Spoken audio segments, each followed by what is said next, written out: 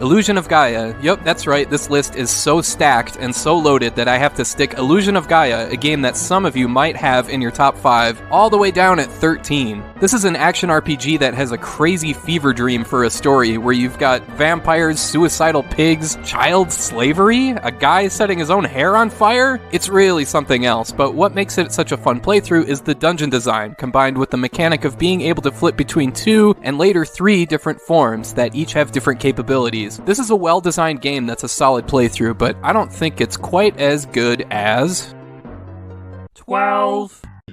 Soul Blazer. For those unfamiliar, Soul Blazer, Ilusion of Gaia, and Terranigma make up what's referred to as the Quintet Trilogy. They're considered a series of sorts, but not because their stories are related, but because their gameplay is very similar and because all 3 games are made by the same developer. So if you like Ilusion of Gaia, you'll love Soul Blazer. You get the same sort of action here with some clever dungeon design and some fun boss fights. And what I really like about it is that you can play for 10 or 15 minutes, kill some monsters, open up a new area, and backtrack a bit to save, and everything you've killed stays dead when you pick up and play again. I just appreciate games that respect players' time like that. Also, similar to Ilusion of Gaia, the story in Soul Blazer is pretty weird, although this one is a bit more maudlin with some real darkness surrounding the proceedings. But yeah, Soul Blazer has aged really well, featuring a cleverly designed gameplay structure and story. 11.